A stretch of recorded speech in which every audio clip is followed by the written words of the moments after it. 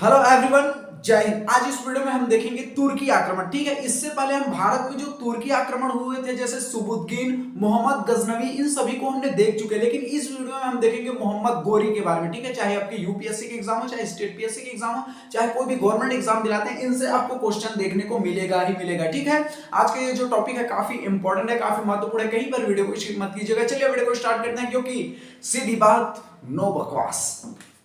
ठीक है, तुर्की आक्रमण, भारत में तुर्की आक्रमण। इससे पहले मैंने आपको फिर से बता दूं, जैसे सुबुद्दीन और महमूद गजनवी को मैंने पिछले वीडियो में बना दिया था। इस वीडियो में मोहम्मद गोरी को जो मोहम्मद गोरी से कंप्लीट करके जो भारत में जो तुर्की आक्रमण है वो भी कंप्लीट हो जाएगा। ठीक है, ये कोई बड़ा टॉपिक नहीं है, छोटा टॉपिक है। चलिए देखते हैं मोहम्मद गोरी का भारत में जो आक्रमण, प्रथम आक्रमण आपको डायरेक्टली जहां जहां पर गवर्नमेंट एग्जाम, चाहे यूपीएससी के एग्जाम हो, चाहे स्टेट पीएससी के एग्जाम, जिस तरह से फॉर्मेट में पूछते हैं मैं वहां पर आपको बता देता हूं। ठीक है, जो मोहम्मद गोरी है, भारत में प्रथम आक्रमण इसके सन को पूछे जाता है। ठीक है, तो मोहम्मद गोरी का भारत में प्रथम आक्रमण किस वर्ष हुआ? ठीक है, तो आपको ध्यान में रखना है 1175 ईसा। That is the most important question. ठीक है, 1175 ईसा में मोहम्मद गोरी ने भारत में पहला आक्रमण किया, वो भी जाटों के विरुद्ध। ठीक है, जाटों के विरुद्ध जो है मोहम्मद गोरी ने 1175 ईसा में जो है आक्रमण किया था। इसको याद कर लो, माइंड में, जहन में बिठा लो। मोहम्मद गोरी को लेकर भारत में पहला आक्रमण कब किया था? 1175 ईसा में, वो भी जाटों के विरुद्ध।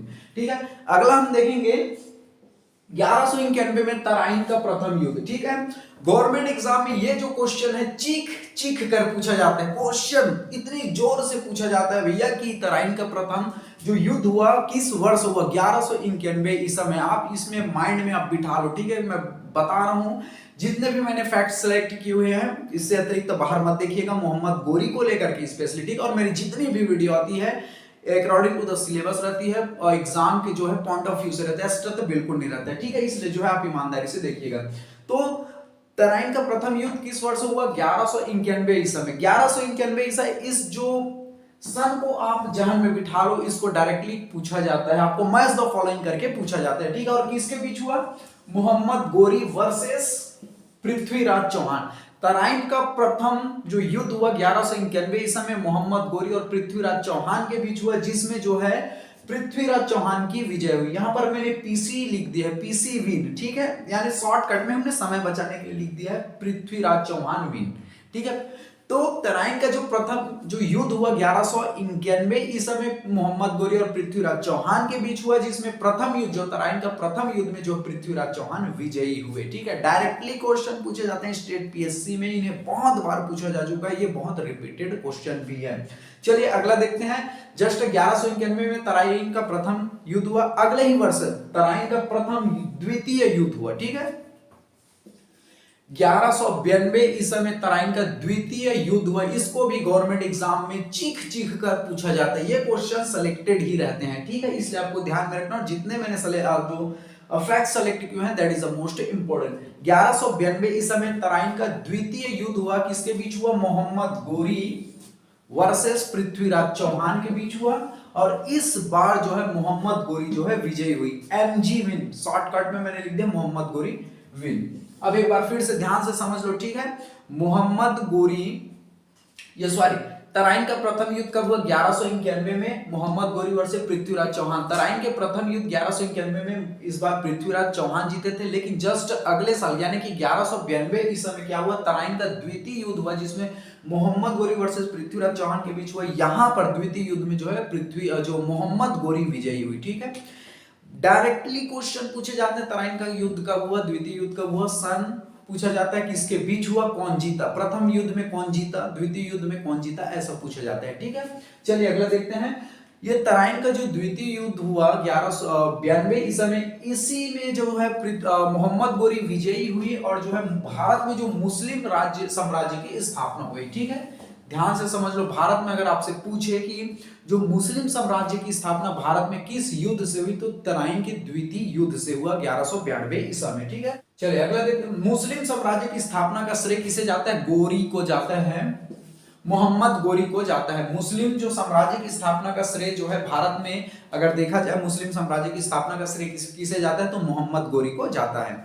ठीक है, चलिए अगला देखते हैं। 1194 में चंदावर का युद्ध होता है, ठीक है। डायरेक्टली क्वेश्चन पूछे जाते हैं कि चंदावर का युद्ध किस वर्ष हुआ। आपको देखो मैं फिर से बता दूं, तराइन का युद्ध दे दिया जाएगा, द्वितीय तराइन का युद्ध, चंदावर का युद्ध, एक और वर्ष दे दिया जाएगा, ठीक है। आपको मैच द फॉलोइंग करके पूछा जाता है गवर्नमेंट एग्जाम में, चाहे यूपीएससी के एग्जाम हो चाहे स्टेट पीएससी के एग्जाम। और कैसे फॉर्मेट में पूछते हैं मैं आपको बता दूं, तराइन का जो युद्ध किसके किसके बीच हुआ, आपको ऐसा पूछा जाता है। तराइन का द्वितीय युद्ध निम्न में से किसके बीच हुआ, ऐसा आपसे क्वेश्चन पूछा जाता है। इस तरह से आपको फॉर्मेट भी पता होना चाहिए।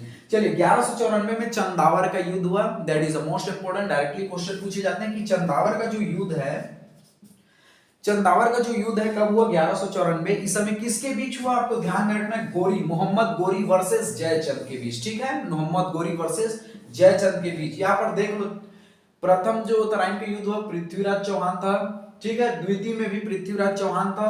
चंदावर के युद्ध में जयचंद था, ठीक है, कंफ्यूजन नहीं होना। और ये जो चंदावर का युद्ध हुआ, इसमें क्या हुआ, गोरी फिर से जीत गया, गोरी विन लिख दिया हूं, ठीक है। चलिए अगला देखते हैं। इसी युद्ध के पश्चात जो है गोरी अपने गुलाम कुतुबुद्दीन ऐबक को भारत का नेतृत्व सौंपकर गजनी लौट गया। अब आपको मैं बता देता हूं, ठीक है। चंदावर का युद्ध हुआ, गोरी ने जीत लिया, ठीक है। तो गोरी, मोहम्मद गोरी का जो गुलाम था, आपको बता दूं, मोहम्मद गोरी का गुलाम का क्या नाम था, कुतुबुद्दीन ऐबक। और कुतुबुद्दीन ऐबक को भारत का नेतृत्व सौंपकर वो मध्य एशिया यानी कि गजनी लौट गया। कौन, मोहम्मद गोरी। और मोहम्मद गोरी जब मध्य एशिया लौट रहा था तो रास्ते में ही उसकी मृत्यु हो जाती है, ठीक है। इस तरह से जो है भारत में कुतुबुद्दीन ऐबक, जो कि मोहम्मद गोरी का गुलाम था, वो जो है भारत में शासन करने लगता है और जो है गुलाम वंश का स्थापना हो जाता है, ठीक है। क्लियर। अब अगला एक फैक्ट्स और देख लेते हैं मोहम्मद गोरी को लेकर के। मोहम्मद गोरी ने जब अपने सिक्कों में माता लक्ष्मी की जो है चित्र अंकन किया था, ठीक है। मोहम्मद गोरी ने सिक्के चलवाए, उसमें कौन से, डायरेक्टली आपसे क्वेश्चन पूछे जाते हैं कि मोहम्मद गोरी ने अपने सिक्के में किसका अंकन कराया था, तो जो माता लक्ष्मी है उसका जो है जो चित्र अंकन कराया था, ठीक है। तो समझ आ गया कि यहां पर से मोहम्मद गोरी जो है चंदावर के युद्ध तो जीता और वो मध्य एशिया को लौट गया और अपने जो अपना जो गुलाम था, ठीक है, मोहम्मद गोरी का गुलाम कौन था, कुतुबुद्दीन ऐबक को भारत का नेतृत्व सौंप दिया। और जब मोहम्मद गोरी जो है मध्य एशिया लौट रहा था तो रास्ते में उनकी मृत्यु हो गई थी। और यहाँ पर भारत में जो मोहम्मद गोरी का जो गुलाम था, ठीक है, कुतुबुद्दीन ऐबक, भारत का नेतृत्व हुआ और गुलाम वंश की यहाँ से स्थापना हो जाती है, ठीक है। इस तरह से हमने मोहम्मद गोरी के बारे में कंप्लीट जो है मटेरियल यहाँ पर देख लिया है। इसके अतिरिक्त आप जो है बाहर से मोहम्मद गोरी को और लेकर पढ़ाई मत करना, ये काफी सफिशिएंट है आपके गवर्नमेंट एग्जाम को लेकर के, ठीक है। चलिए अगले वीडियो में हम सीधा गुलाम वंश को स्टार्ट करेंगे। चलिए, थैंक यू वेरी मच, जय हिंद।